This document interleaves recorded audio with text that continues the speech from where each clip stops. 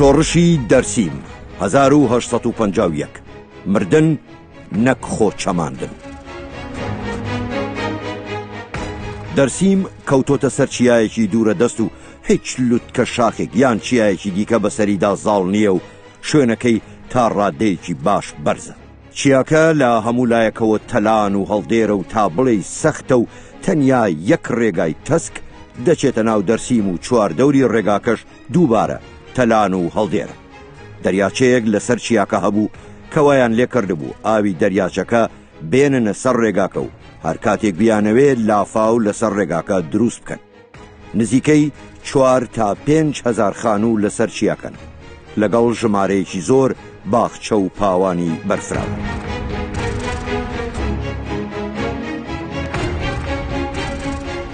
جارێکیان ئەحمەد پاشا کە جێگری سەر لەشکری سوپای عوسمانیە لە ئەرزڕۆم هێرشی کردە سەر ئەو شوێنە و ویستی بیگرێ، بەڵام دەرسیمیەکان ئاویان بەردایەوە سەر ڕێگاکە و پیر و ژن و منداڵ لەسەرەوە بەردیان بەسەری سەربازەکاندا دەدا و پاشایان ناچار کرد پاشە کشەکە. ئەمەش تاکتیکێکی شەڕ بوو لای دەرسیمیەکان و لە هەموو ئەو هێرشانەدا کەڵکیان لێ وەردەگرت. قوستەنتێنیە و سوڵتانی عوسمانی کە ئەو کات سوڵتان عەبدولمەجیدی یەکەم بوو لە زستانی ساڵی 1851 بڕیاری هێرشکردنە سەر دەرسیم و داگیرکردنی دەدەن.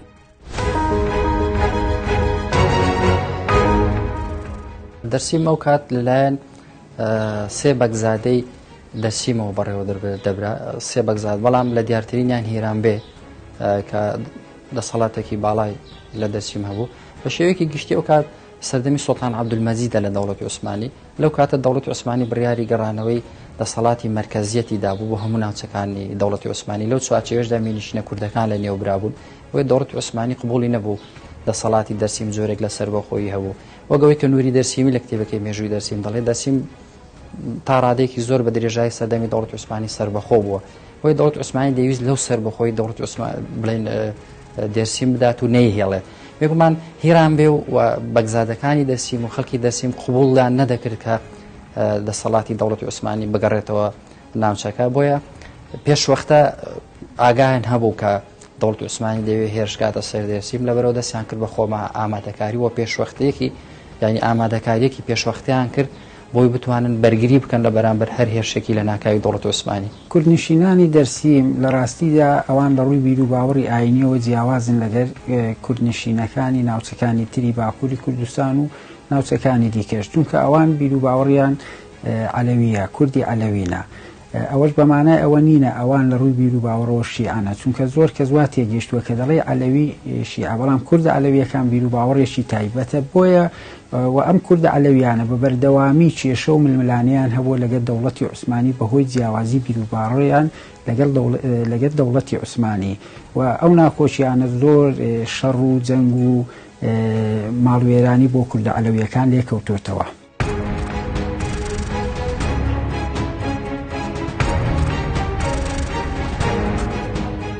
لە بروسکەیەکی جیمس برانتی کۆنسولی شانشینی بریتانیا لە ئەرزەڕۆم کە بۆ فیسکاون پالمەرسن وەزیری دەرەوە لە 21 جوونی 1851 ناردوێتی باسی هێرشێکی کوردەکان دەکات بۆ سەر کاروانێک کە دەچووە ئەو بنکەیەی لەشکری لێبوو لە چیاکانی دووژووک و دەڵێ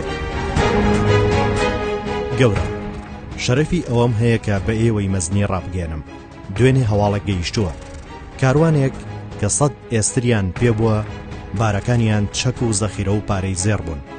لە خەرپوتەوە بەرەو بارەگای لەشکر دەڕۆیشتن، لە چیای دووژووک لەلایەن کوردەوە هێرشیان کراوەتە سەر و 8 تا 9 چەکداریان لێکوشتون و دەستیان بەسەر تەواوی ئەو باری لێسترەکان بووە گرتووە.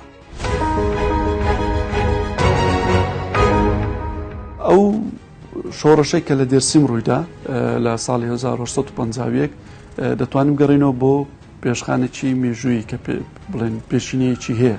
ئەو پێشینەیە کە لە 1798ەوە دەست پێکاتن کە کاتێک کە هۆزی حەسەن و بانگێشتەکرێت لە بۆ ناوچەی دەرسیم لەلایەن یوسف پاشای ئەو کاتێک کە والی ئەرزەڕۆم بووە لەوێ بۆی سەرکوتکردنیان، چکە دەڵێ ئەو هۆزی حەسەن و کە لە دەرسی من هۆزێکی زۆر یاخینە بۆی کەوا ئەڵێن ئێوە ئەبەخشتێن و فەرمان هاتووە لەلایەن سوڵتانی عوسمانیەوە کە ئێوە لە هەموو ئەو کارانی کە پێشتر کردوتانە بەخشراون بۆیە کە بانگەی شتێوانەکردن دوای دوو شەو سەری ئەو کەسانە لە لاشیان جیاکرێتەوە کە 30 سەرۆک هۆز بووە لەگەڵ 30 لە پیاوەکانیان ئەو چکە ئەو کاتە لە ناوچەی چەمی گەشتگەزەکان بووە ئەو چمیش گەزەکان دەڵێن ئێمە چۆن ئەوی شە بکەین دەڵێنەوە ئەو فەرمانی سوڵتان هاتووە کە سەریان بپەڕێنن اینجا ئەمە لە یادەوەری دەرسیمیەکاندا بە درێژایی ئەو مێژووی سەدەی 19دا لە یادەوەریاندا مابووە تاوەکو ئێستاش.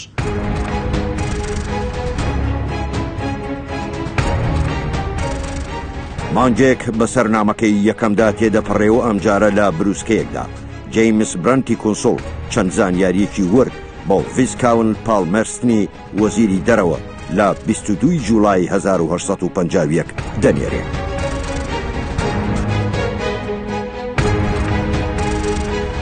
گەورم چەند زانیاریکی وردم لەبارەی کووردە دووژووکەکان لە بەردەستە کە لەلایەن ئەو دکتۆرە پۆڵەندی بۆ ماوەی 2 ساڵ نێدرانە بارەگای موشیر ڕەشید پاشا بۆم نێدراوە. بنکەی سەرەکی موشیر لە کۆرزاتەوە نزیکی 15 کاتژمێر لە خەرپۆ دوورە. عشیرەتە کوردیەکان هەموو هێزی خۆیان لە دەرسیم کۆ کردوتەوە کە نزیکەی 6 تا 7 کاتژمێر لە کۆزاتەوە دوورە. هێزی موشیر لە 7,000 هێزی نظامی و 20 تۆپ و 60,000 چەکداری نانیزامی پێک دێ. لەو 60,000 2,000یان ئەلبانی بوون کە لەلایەن عەبدوڵڵابەی سەرکردایەتی دەکران کە بەم دواییانە لە قوستەنتینەوە هاتبوو. 500-600 کەسێکیشیان کریستیان بوون کە بە خۆبەخشی چووبوونە پاڵموشیر و چەکدارەکانی دیکەش لە کوردستان لە شارەکانی جزیرە و ماردین و دیاربەکر و قارس کۆکرابوونەوە. کوردی دەرسیم نزیکەی 3,000 چەکدار دەبن و 3 بەگ سەرکردایەتیان دەکەن و سەرکردەی هەمویان هیرەم بێیە. کۆنسڵ لەم بارەیەوە دەڵێ ئەم پیاوە خاوەنی کەسایەتێکی بەهێزە و بووبێر و ئازایە.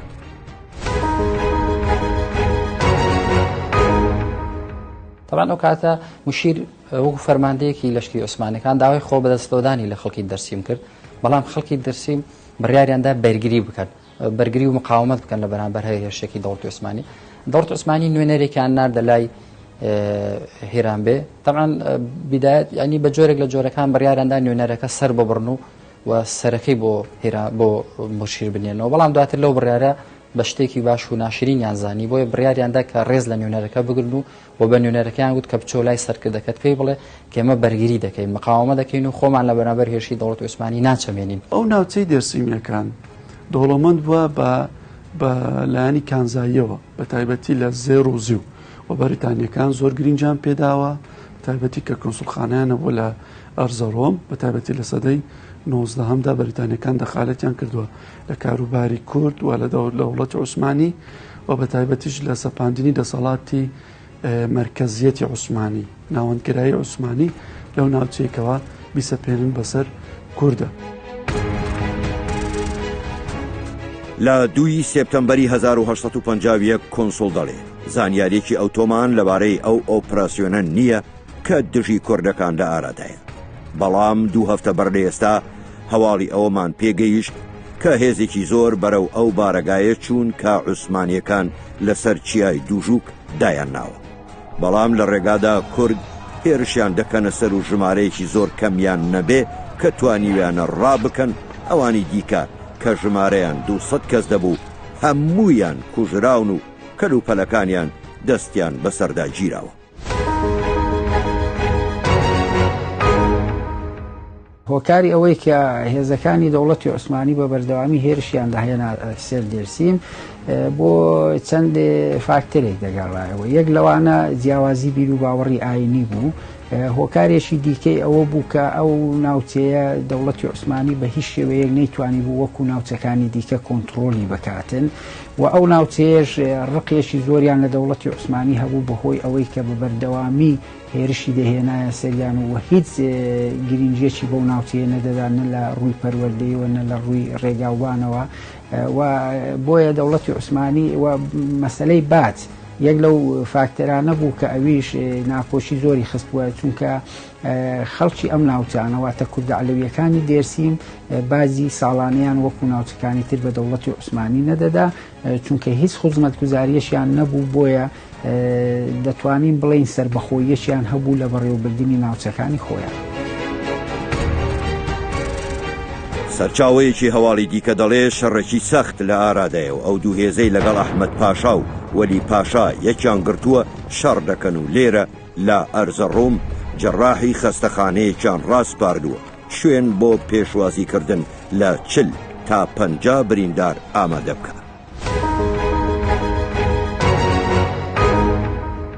کۆمەڵک شۆڕش و ڕاپەڕین لە ناوچەکانی دێرسیم ڕوویاندا لەوانە لە ساڵانی 1940 1950 بەڵام هیچ لە هەڵمەتەکان بەپێی سەرچاوەکان و بەپێی بەڵگەنامەکانی عوسمانی سەرکەوتوو نەبوون بە تایبەتیش دوو هەڵمەتی یەکەم ئەو هەڵمەتانە بوون کەەوە عوسمان پاشای سەرکردەی سوپای ئەنادۆڵ لە ئەو وەفاتی کرد کە مرد ئیترە تا شوێنیان لە پڕکردەوە لای محەممەد ڕەشید پاشاوە ئەمە وای کردکەوە سەرکوتکردنی شۆڕشی دەرسیم دوا بکەوێتن لە دەوڵەتی عوسمانیدا ئەو بۆ شێوە بوو کەەوە هات لە ساڵی 1950 لە حوزەیرانی 1950دا هەڵمەتی عوسمانی بۆ سەر ناوچەکانی دەرسیم دەستی پێکرد.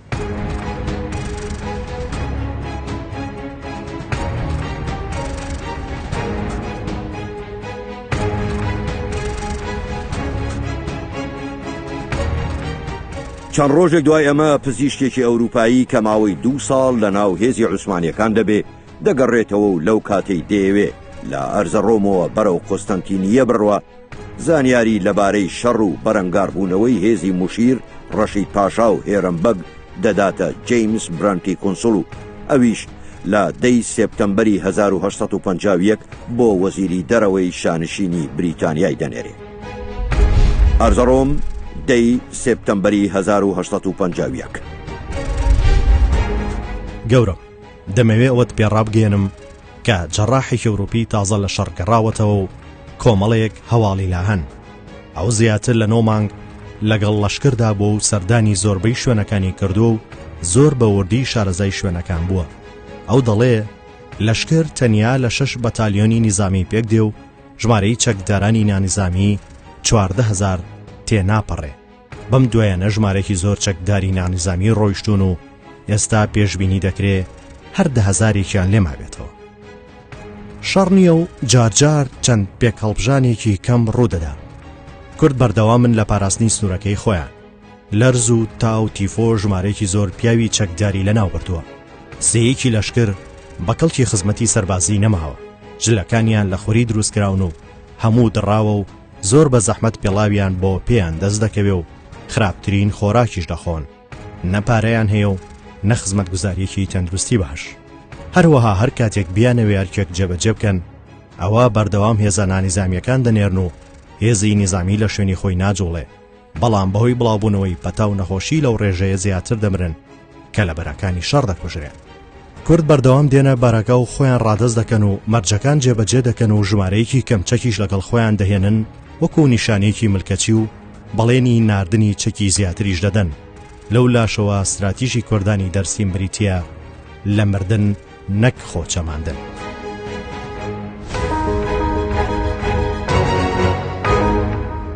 هیچ لەو شەڕانە دەوڵەتی عوسمانی نەیدەتوانی سەرکەوتوو بێ یان کۆنتڕۆلی ناوچەی دێرسیم بکە، یعنی هێرشەکانی هەر بەو جۆرە دەکرێت کە کۆنتڕۆلی ئەو ناوچانە بکە، بەڵام ئەمەی پێ نەدەکرا بە هیچ شێوەیەک چونکە ناوچەکانی دێرسیم ناوچەی زۆر سەخت بوو، ناوچەی شاخاوی بوو، تەنانەت دارستانەکانی ئەوەندە چڕ بوون دەرسیمیەکان لە کاتی تنگانەدا ڕویان دەکردە ناو دارستانەکان کە دەوڵەتی عوسمانی یا هێزەکانی دەوڵەتی عوسمانی نەیان دەتوانی بە دوایان دابچن. کۆنسۆڵ زیاتر لەسەر بابەتەکە دەڕوا و دەڵێ فەریق ئەحمەد پاشا کە کەسی دووەمی سوپاکەیە لەگەڵ موشیر دوژمنایەتیان هەیە و دەخوازێ لە شەڕەکەدا شکست بێنێ تا ئەو کە کەسی دووەمی سوپاکەیە ببێتە سەر لەشکری سوپا. ئەحمەد پاشا حەز ناکە شەڕ زوو کۆتایی پێبێ. چونکە لە ڕێی شەڕەوە خەریکی کۆکردنەوەی ماڵ و سامانە. ئەو سوتەمەنی بۆ لەشکر دەهێنێ و بۆ گواستنەوەی سوتەمەنیەکەش ئەو ئێسترانە بەکاردێنێ کە خۆی خاوەریانە و ساڵانە 4 تا 5,000 لیرە وەردەگرێت. لێرەدا کوردەکان دەرسیم چەند تاکتیکێکیان بەکارهێنا. لە بەشێک لەوانە هەندێک لە چەکیان تەسلیم کرد و هەندێکیش لەوانە تا گەیشتە زستان، چکە هەڵمەتەکە بەردەوام بوو تاوەکو ئۆکتۆبەری ساڵی 1950 و دەوڵەتی عوسمانی زۆر هەوڵێدا کە هەڵمەتەکە نەگاتە زستان، چکە گەر بگاتە زستان لەبەرەوەی ناوچەکە لە ڕووی شاخاوی و تۆپۆگرافیای ناوچەکە زۆر زەحمەتە بێتن لە بۆ سەرکوتکردنی ئەو شۆڕشە. ئیتر نەیانتوانی بە تەواوی لە کۆتایی ئۆکتۆبەری ساڵی 1950 ئەو شۆڕشە سەرکوت بکەن لەبەر ئەوەی کەوا سەرکردەکانی سوپای عوسمانی لە ناوخۆیاندا ناهەڵبوون. ئەوە وای کردکەوە شۆڕشەکە با بڵێن بە تەواوی دانەمرچێتەوە لە ناوچەی دێرسیمدا. مانگێک و چەند ڕۆژێک دوای ئەمە ئەو پلانەی کوردایان ناوە سەردەگرێ و بەهۆی سەرما و سۆڵ و بارینی بەفری زۆر و بڵاوبوونەوەی نەخۆشی دوژمن ناچار دەبێت سوپاکەی بکشێنێتەوە و بگەڕێتەوە خەرپوت. بە شێوەیەکی گشتی لێرەدا ڕۆڵی هۆزەکانیش بە دیارێکەوە تا لە ناوچەی دەرسیم یەک لەوانە دوژیکەکان کە هەم بەریتانیەکان هەم دەوڵەتی عوسمانی لە بەڵگانامەکانیاندا زۆر گرنگیان بەو هۆزەیدایە کە ڕۆڵێکی کاریگەر و کارایی هەبووە لەو ڕاپەڕینی ساڵی 1950. ئینگلیز ئەمەیان لە لای خۆیان بەم شێوەیە دۆکیومنت کردو. لە بروسکەیە کە لە 15 نۆڤەمبەری 1950دا نێردراوە ئەمە هاتووە. گەورم دەمەوێت راپۆرتێک لەبارەی ئەو هەڵمەتە بۆ ئێوە بنێرم کە کراوەتە سەرکورد. من لەوە دەترسم زانیێرەکانمان دروست و پشت ڕاستکراوە نەبن. هەروەها من هەموو هەوڵی خۆمدا تا بگەمە ڕاستیەکان. ئێستا هەڵمەتەکە گەیشتوتە کۆتایی. مشیر و هێزەکەی گەڕاونەتەوە خەرپوت. ئەنجامی شەڕەکە ڕوونە کە لەشکری سوڵتان هیچی دەست نەکەوتووە. کورد ئێستا باوەڕیان بەخۆیان پتەوتر بوو و زۆر لە جاران مکڕترن لەسەر خۆ نەچەماندن و خۆ بەدەستەوە نەدان. لەشکری سوڵتان زیانی زۆری زیاتری لە کورد بەرکەوتووە و پارەیەکی زۆریان بەبێ پاسە و خەرج کردو و دەبێ ژمارەیەکی زۆرتر لەشکردا بمەزرێن و پێویستە خەرجی زیاتریش بنێرن تا بەسەرەوە خێڵانەدا زاڵ بن یان دەبێت لیان بگەڕێن بە ئازادی بژین. ئەمەش سەرکەوت نەبووە. ئەم سەرکەوتنەش لەوانێ ببێتە هاندەر تا هەرێمەکانی دیکەش هەمان هەوڵ بدەن و ڕەنگە شۆڕش سەر تاپای وڵات بگرێتەوە. هەموو لایەک لەوە دڵنیان کە موشیر ڕەشید پاشا دەستەوسانە لە سەرکەوتن و فەرماندەیەکی شکست خواردووە. ئەوە ڕاستە کە ژمارەیەک سەرکردەی کورد خۆیان ڕادەست کردووە. لەشکرێکی 5,000 چەکداریان پێکهێناوە، بەڵام لە کاتی پێویستدا ئامادەی خزمەتکردن نین.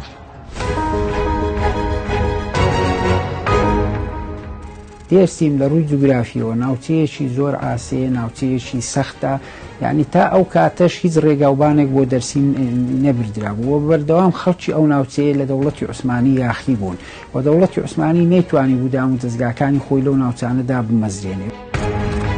لە نامەیەکی دیکەدا کە لە 1 دێسەمبەری 1951 بۆ وەزیری دەرەوە نێردراوە جەخت لە سەرکەوتنی کورد و شکستی عوسمانیەکان کراوەتەوە.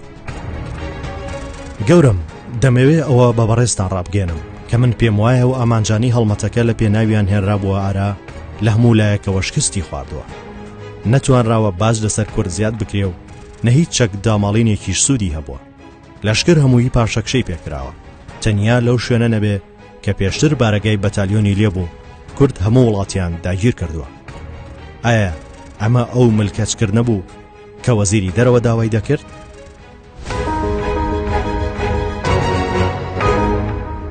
مشیر خورشید پاشا و فەرماندەکانی لەشکری دەوڵەتی عوسمانی هەوڵیاندا سەرۆکۆزەکانی دەرسیم قەنەعەت پێ بێنن کەوا وەلا و لایەنگری خۆیان بۆ سوڵتانی عوسمانی ڕابگەێنن.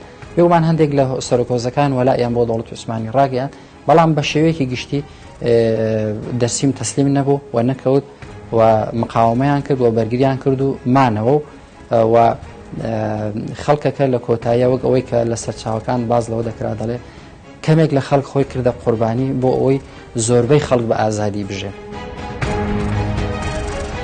پاشەکشە پێکردنی ئەم هێزانە و لە دەستدانی ژمارەیەکی زۆریان بۆ کورد سەرکەوتنێکی گەورە بوو. بەڵام ئەوە مانایەوە ناگەێنێ کە عوسمانی و بەتایبەتی موشیر ڕەشید پاشا بەردەوام نەبن لە ڕاکێشانی سەرۆک عەشیرەتەکانی کورد بەرەو لای خۆیان و توانیشیان هەندێک سەرۆک عەشیرەتی دی بەو مەرجانە قایل بکەن کە بۆیان دانراون. هەرەو کارەش وای کرد موشیر ڕەشید پاشا خۆڕادەستکردن و وەڵامی تەواوی عەشیرەتەکانی بۆ سوڵتانی عوسمانی ڕابگەێنێت کە ئەمە هەم لای مەزهەر پاشا زۆر بەجێ و دروست نەدەزانرا، چونکە ئەو هێشتا هیچ وەڵامێکی لە سەرکردە کوردەکانەوە بەدەست نەگەیشتە بوو. پێی وابوو موشیر هەنگاوی بەرەو تێکدانی دانوستانەکان هەڵگرتووە. هەروەها کۆنسوڵی ئینگلیزیش ئەم کارەی موشیر ڕەشید پاشا بە قسەیەک دوور لە واقع دەزانێ و باوەڕیشی وایە کە ئەمە تاکەجار نییە کە لەم وڵاتەدا ئەفسەرێک بۆ بەجێگەیاندنی ئارەزووە کەسیەکانی خۆی هەوڵی لەباربردنی سەرکەوتنی وڵاتەکەی بدا. بەڵکو ئەمە هەموو ڕۆژێک ڕوودەدا، ئەمەش بێگومان بە قازانجی کوردەکان دەشتێتەوە.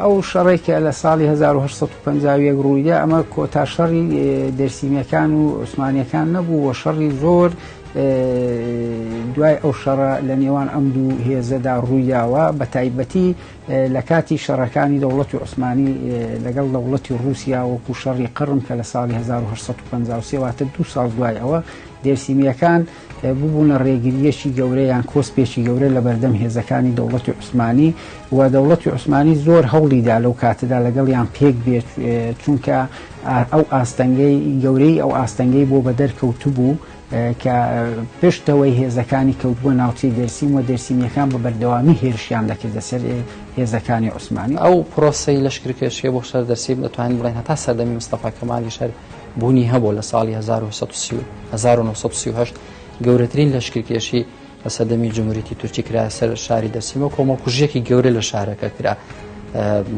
کە دەتوانین بڵێن ڕەشەکوژیەک بوو لە مێژوودا وێنەی نەبوو بۆی کە سەرچاوەکان باسی لەوە دەکەن.